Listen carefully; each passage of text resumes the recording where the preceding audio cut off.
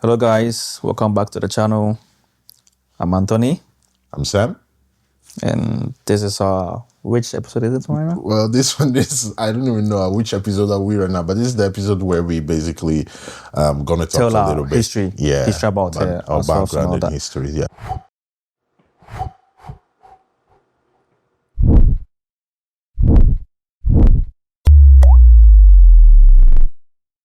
Yeah, so hopefully you guys like it. This is the beginning, so I'm gonna go first, then later Sam goes. Yeah, so where do I start? So you have to start from Ghana, isn't it? From GH. Yeah, GH, Kumasi, class 233. Yeah. Okay. So yeah, I came to Finland 2012. 25th December was Christmas Okay. in this house. Yeah, we are filming in his first house. Yeah, the same house it, the same house that I came right now. We are filming here. So yeah, 25th I came. I remember I was supposed to come with my mom, but then I don't know what happened. They bought different tickets. So my mom flew to Amsterdam. Then I flew to Lisbon. Oh, Portugal. It's totally Portugal, two bro. different places. With no connection at all. Nothing, bro. Right. But they just briefed me the instructions. Okay, if you go to the airport, read the gate. If they say 1 to 5 or 5B, if it says go straight, left, they showed me because before that I went to Nigeria with my dad, so I kind of knew something. Yeah. Because in Ghana we don't have the Finnish embassy. Yeah. We have to go to Nigeria, Abuja. Yeah. So I had some sort of experience there, and then I came here. First of all, Lisbon. I flew by myself. From Lisbon to Helsinki, 25th. Then I came here. Everything was new. It was winter. December, of course. Winter, there was a lot of snow. First time seeing snow. Yeah. I was very happy actually. But something happened at the airport. When I came, my luggage didn't come the same day. Classic. So I had to wait the next day or something like that for the luggage to come. So that day that I arrived, I told my grandmother that I will not be eating fufu anymore. Leaving Ghana. That first day that I arrived, guess what I ate? Guess. What did he eat? Fufu. Fufu and light soup. So I was like, Charlie, this thing that I told my grandmother that I'm not going to eat anymore. The first thing that I came here, the first food, fufu and light soup. I was like, okay, why not? What were you expecting to eat though? Bro, French fries, burgers, McDonald's. Because we didn't. They have. Yeah. But bro, the struggle in Ghana, I'm not struggle, but my grandmother will not give you French fries to eat. What? Well, of course. Yeah. I was living with my grandmother, my grandparents. They wouldn't give you French fries or burger. Yeah, that makes sense. So it was I was like, I would like to eat these things. So I was very happy. So I came here for food. I was like, okay, why not? I was expecting McDonald's because we don't have McDonald's in Ghana. Oh, that's true. Well, we have way better things in Ghana though. True. But, food-wise, Ghana is Ghana is the best. So I came. Then we went to it was either a Santa Mine party or Ghana party. So we went there. I saw other Ghanaians and all that. So it was the same attire, the same clothes that I had from Ghana. Burger, Charlie. How long was your flight? I think Lisbon, was it 15 hours? 15 hours flight? No, from Ghana to Finland, I mean, the whole flight. I think 15 hours or I can't remember. Okay, that's not bad. Because I don't know how long it was from Accra to Lisbon. Maybe 7 hours usually or 6 it's hours. About between 7 and 9 hours. So because Lisbon is in Europe, so it's not that far. Yeah. Maybe 5 or 6, I don't remember. But then I remember I didn't wait in Lisbon for long. Okay, and then you flew. I got to Lisbon, it was quick. Then the transit. No, okay. So that's good because flights from Ghana to Finland, bro. It can be tough. So I got here 25th December. Then I was settling. Then I had to go to school. So because when I was in Ghana, I was in senior high school. So there, Senior high school, I liked it in Ghana. For me, senior high school in the world, you have to go to Ghana to experience, because I was in a boarding school, a mixed school. So that's where I made most of my friends. Some of them I still talk to right now. Yeah. And then, it was, the lifestyle in a boarding school is different. It's like you have your seniors, bullying. Yeah. Right now, it's fun. It was fun. Yeah. Right now, it's fun. But at that time... Yeah, that time, of course. Bro, yeah. I was really being bullied. One time, some seniors... So, the system is like, when the first years comes, the seniors, the male seniors, they try to hit on the first years females. So like we are like we are in class with them. We don't have any chance. So like they be trying to hit on them. Yeah. And I think one time I was in a dormitory. It was in the night. This one senior came. You were talking to this girl that I like. Why were you talking to her? He started beating me with belt. Bro, just like that. Just like that, because I was talking to someone that he liked. I didn't know. Oh goodness. And all that. And sometimes too, you will. Because we need to work, because we're in first year. That means that we need to work. Okay. But we need to clean the compound and all that. So like sometimes we have to wake up around 5. Wait, what do you mean clean the compound? Like you have to do actual work in the school? Yeah, because like it's part of your matriculation and it's everything. not part of it, but then you should, because they're not gonna hire. They will hire cleaners or like maybe some reading and all that. But boarding school, you have to take care of everything by yourself. You have to take care of the school by yourself, because the teachers, we have bungalows in the school. The school is big. It's a big compound. So we have female dormitories and we have male dormitories. And probably female dormitories is maybe 3 or 2. Okay. Then the male is like 2 or so. So like we have different houses and all that. So the first years we need to work, at least scrub the bathhouse, sweep the compound, water the flowers. Know that. Clean your dormitory when you wake up. Yeah. I mean, that okay. That I will understand. Go and fetch water for yourself and your seniors. Huh? Charlie. Fetch water for your seniors. Yeah, because you need to buckets, you go fetch water for your seniors. And so it was that kind of lifestyle, because that's how I think we become men. Starting to become men. Culturally, because here in the army, that's when most of them become men. That's true. So that's true. A similar system. Yeah. So I was there. Sometimes even when you have to, like when you wash your clothes, you need to sit beside it. If you don't sit beside it, if you move an inch, the second owner is gonna come and take your stuff. So you need to sit beside it. And sometimes with the seniors, you know what they do? What? They sometimes, like when they say that, okay, the form ones have the first years. Yeah, the first years. Have washed their clothes. Then they ring their bell down. We need to come and work. We need to come and do something. So you have to leave your stuff there. You go. So they will also come for it. Oh, bro, God. it was tough. But it was all good. And sometimes in the evenings, when you are asleep, they'll come up with random names that those people who work in the morning, sleeping, they will come search for your name. Obviously, your name is not going to be there because they came up with random names. Yeah, and then they meet you. So it's all reason to just bully you like that. Yeah, literally.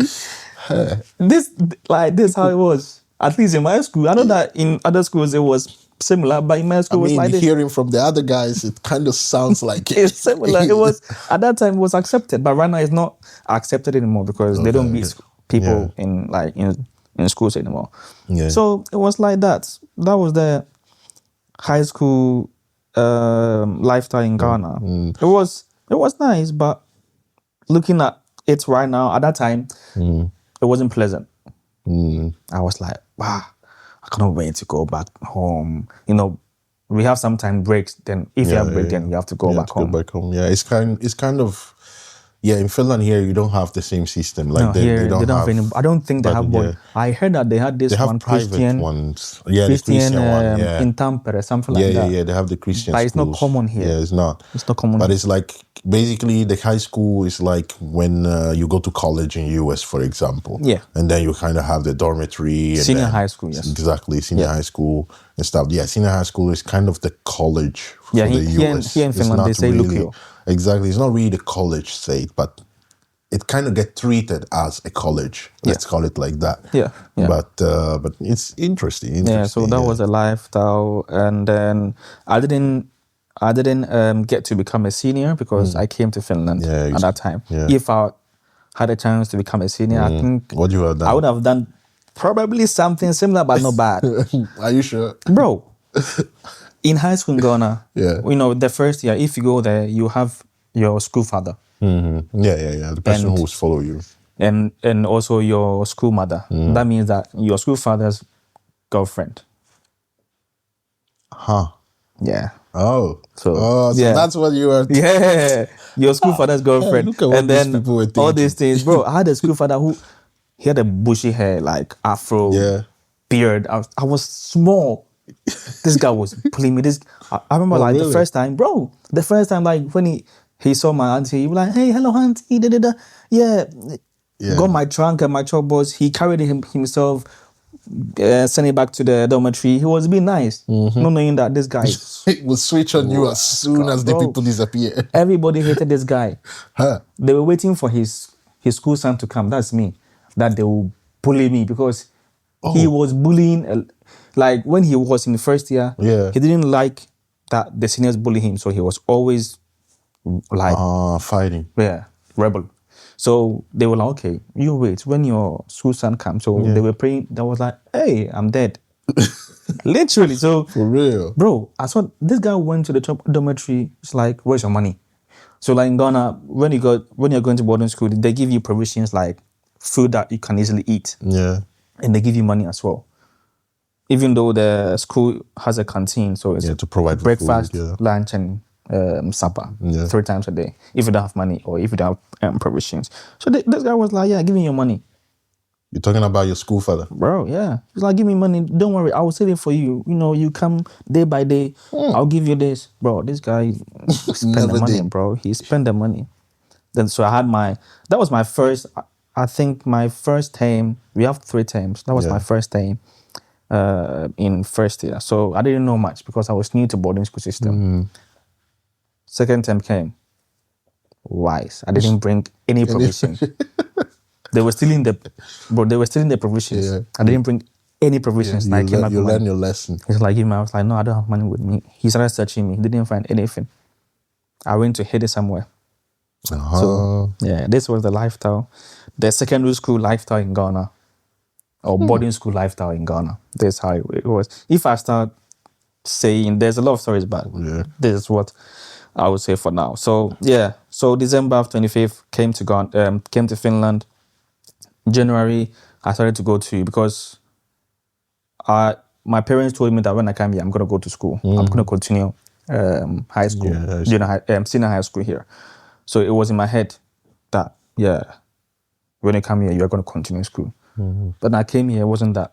So I came here, I think it was in January 2013. They took me to the school, not knowing it was a Finnish language school. I thought I was continuing. Yeah. Nobody said anything to me. I found out myself there that it was a Finnish language school. Like when you got there. When I got there, we were speaking to the principal or whoever the person was.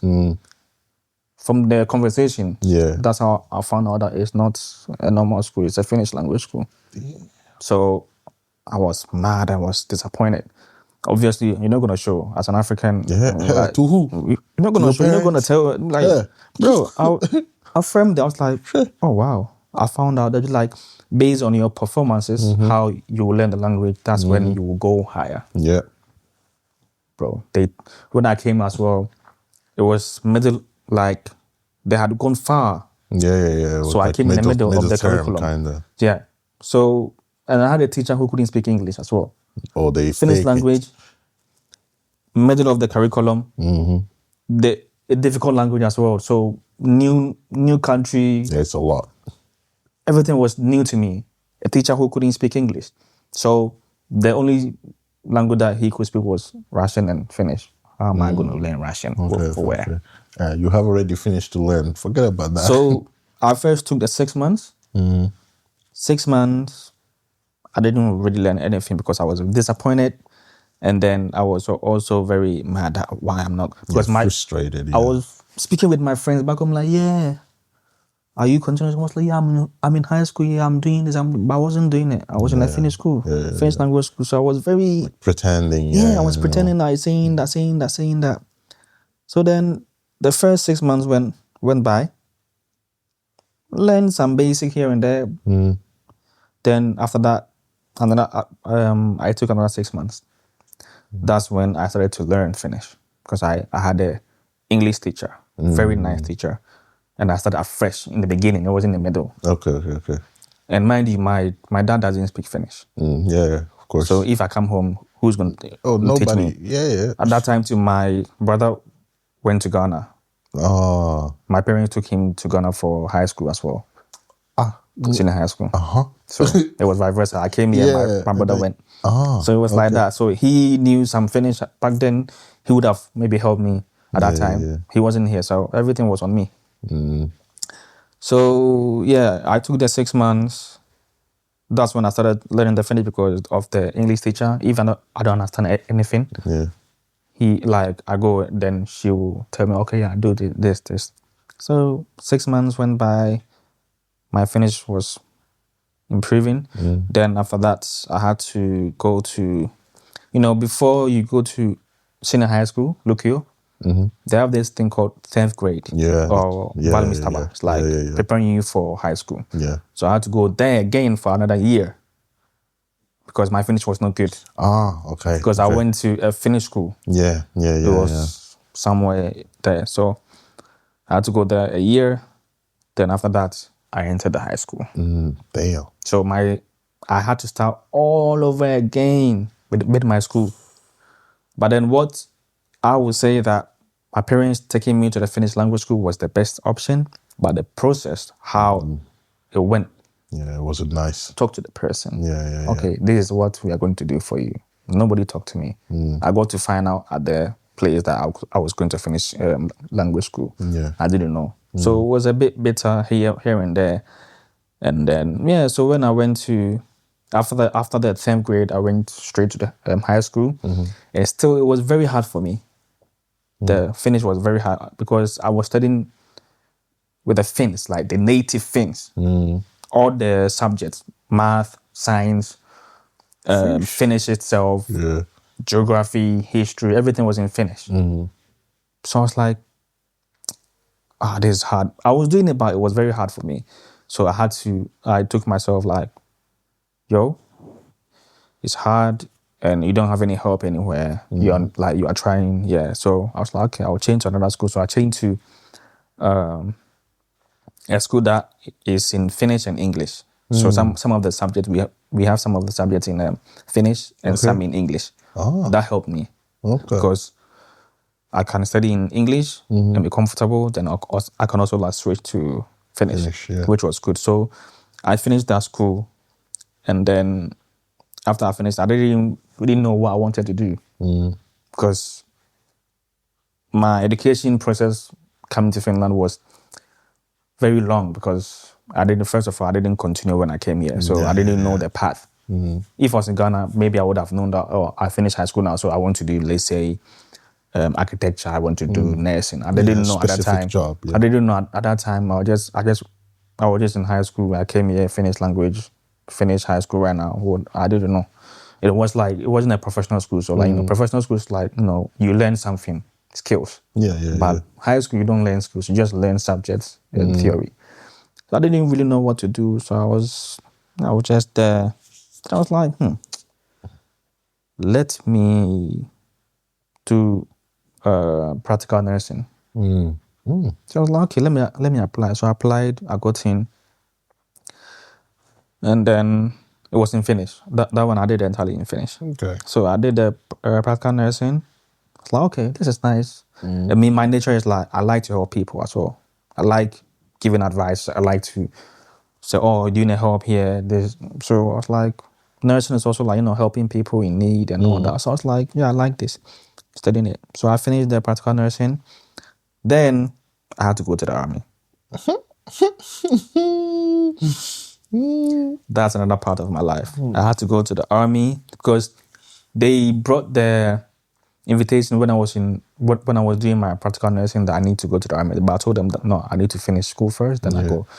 Immediately I finished school. Was it a month later? Straight. You remember like I remember because we went together. Yeah, you took me there. It was a nice spot. It was a nice spot. It was a nice travel. So I went there. So I went to the army. Then in the first month they need to like look at your strength and all that. So first I was in the pioneer. It's like pioneers. Yeah, the pioneers. But then they changed me. So in the pioneers they have 1 pioneer and 2 pioneers. Like they have different. It's not. It's the same, but because of I think there are a lot of them, so they have to divide them. I was in. They say X-Pionk and the first Kax-Pionk. So first I went to first and second. Then both.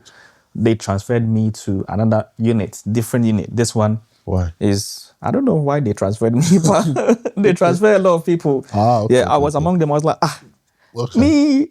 When I went there, I wanted to cancel the whole army thing. So I had a surgery on my left knee, so I wanted to use it. So I was like, I'm not fit to go. We should say this in camera though. No. It's fine because I had a surgery. Okay. Yeah, I know. Yeah, but because it's true, my left knee is not that good, so I wanted to use that to exempt it. Yeah. I went to the doctor. The doctor was like, you are fit. The doctor is like, you are fit to go. You are fit to go. But then, so luckily, he knew already. Luckily, they gave me. So in the army, you have different type. If you want to exempt it, then you have like C paper, like C paper. No, yeah. But me, because I thought it was like, okay, my knee is not, so they gave me B. B means that you are fit to go, but you can exempt yourself, or like tell them that, okay, if you cannot do this, you can tell the captain or the lieutenant that, sorry, I cannot do this because of this. Then they will exempt you. Sense, yeah. A is like, you are fit. Yeah, you're fit. You are good. Yeah, so I had the opportunity. What they gave you? So it's like B papers. Okay. So I told them that, but they didn't even care, bro. Of course. I was doing everything. So I went there. The first month went. After the first month, that's when they would place you where you want to go. That's when they put me to the unit where they grenade launchers. So we're launching grenades. Yeah. With the putki. It's like the cannon or however you call it. Yeah. So big ones. Yeah. I think it weighs like, is it 8 or 9? 8 kilos. Yeah, it's heavy. What the hell? It's like big like that. You need to put it like that. Yeah. Then you set the coordinate. Yeah. Then if you want it to go to north, east, then you set the coordinate, then you go. Then you just like pull some string, then it goes. So that was what I was doing in the army. I did it for 6 months. 6 months? Yeah. Every day?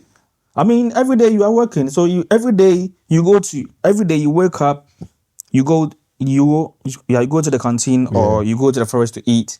Then you go to the forest again to do work. So it's like we start working, I think, is it like sometimes 8 or 9? Okay, still till is it like 4 or 5?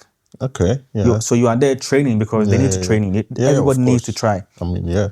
So, and it's not like fake ones. Yeah, real ones, of course. Even shooting, when you go to the shooting radar, real bullets, real guns. People think that it's fake. No, of course. Real. I even have they call something lepers. The bullet. Where like you put the bullets. That thing. What's it called? Yeah, the charger, I think it's called. Yeah, because you put the bullet inside, then you load it. Charger, loader, or charger. Yeah. So I have 2 there. Here. Huh. Like empty ones, right? Yeah, empty. So I accidentally took it. I don't know how it ended up in my bag. I was like, I go home, it was here. I was like, okay. So so finishing so that was what I was doing, launching grenades, camping. and all that. So in the last days or last weeks to finish the army, we had to go to Rovaniemi, Lapland, for the last winter war. Like literally, whenever we go to the forest, it's like we are defending Finland. Like literally defending, launching grenades. This one is doing this. So we had to go there for our last training, war training. In Lapland, it was cold. That was December, bro. Ooh, minus 40. Minus 25, bro. 25? Okay, it wasn't that bad then. Minus 25. Bro, we were sleeping outside. Yeah, but the Rovaniemi can touch freaking minus 30. We were minus sleeping 40. outside for, I think, was it like hurts. 4 or 5 days? Yeah, that hurts. Yeah. Bro, sleeping in. Sometimes you don't even sleep. You wake up, the captain will say, Heratus, you have to wake up. You don't know where your mind is. Bro. That means that if they shout, that means that maybe someone is attacking you, so you need to wake up. Bro, I remember one time, the first day that we got there, that's where I learned my lesson. So we went to sleep in a tent, right? Then we had to, so I just removed most of my clothes. It's like, let me just be free. Huh? Let me just be free. So I was sleeping. At minus 25. Bro, because in the tent, at that time, we allowed to put fire in there. Some small thing. Okay, to warm up. Yeah, warm up the tent. If not, bro, who will die? Of course. So in the night, the captain or the lieutenant will shout, bro, it's like the whole building, the whole thing is shaking. Everybody's trying to put everything on. And you have limited time. You have like probably some seconds to go to a station to cover. Because you have to cover yourself. If not, someone will kill you. So we have to, we train. So like, when that happens, you need to go and cover yourself in the places where they have told you. Yeah. Bro, I went there, I was shivering like this, bro. I was holding a gun, I was like... Even though you had all your clothes and everything. I didn't have, because I went to sleep taking all these things off, so you had to go sleep. I couldn't get the time to put the clothes on, so I was just like that. Bro, I was shivering. I was like this. Oh, minus 25. And probably in the evening is even worse. In the evening? Yeah. At dawn. Yeah, then that's even minus 30, 35. So it was cold. And then, I think we were there for like 4 days or something like that. I couldn't feel my feet, bro. Couldn't feel my feet. So it was normal. Sleeping outside, sleeping in the tent for that long, 4 nights. It's normal that you don't feel your feet. Because before we went there, we had to go to school. We had to they had to teach us how to dress in this extreme weather.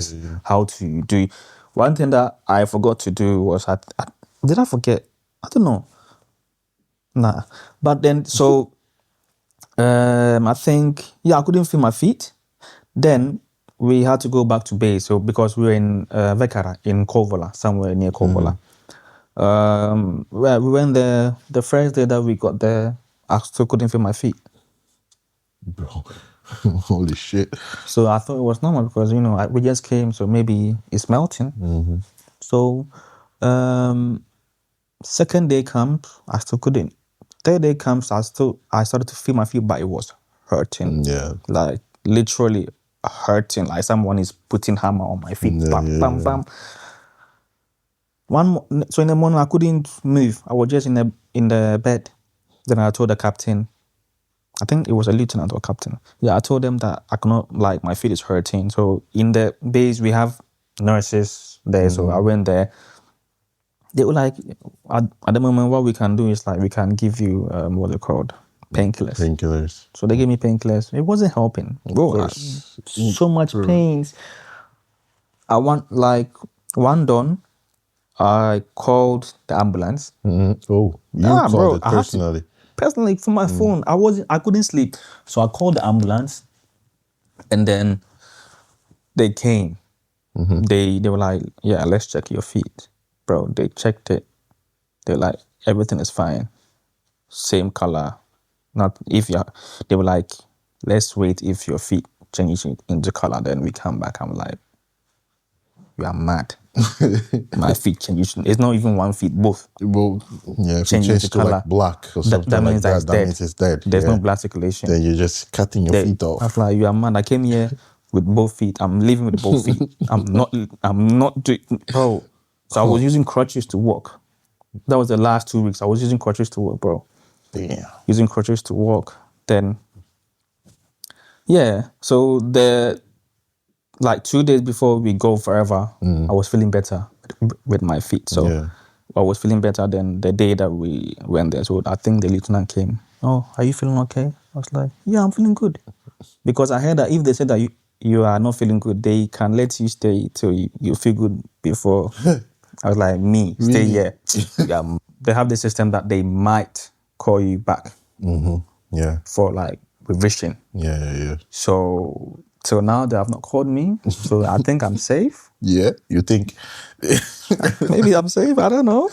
Really? But yeah, so they have not called me till now. And so after that, then I was like, I need to continue the nursing. So I applied for uni. And I got a couple of them, then I chose Diaconia. Yeah. In Arabia. So I did that. I got in. There were challenges here and there because working, schooling, it's not easy, bro. At all. Thesis, so I did them. I did it. Then I graduated and so now I'm a nurse. Registered nurse. Yep. By law. So that's the journey till now. So I'm just working and trying to help people, trying to improve my skills, and trying to help the society as well. Yeah. Maybe there will be a chance for me to go to Ghana. Well, Ghana is a goal. At some point, just go back. It's for all of us, bro. Just go back, relax, all of us. chill, good food, friends, visit some places because I've not really visited like a lot of places in Ghana. I've only been in Kumasi. That was where I was born and bred. Born and bred. that was where I was born. So I've been to Kumasi, Central.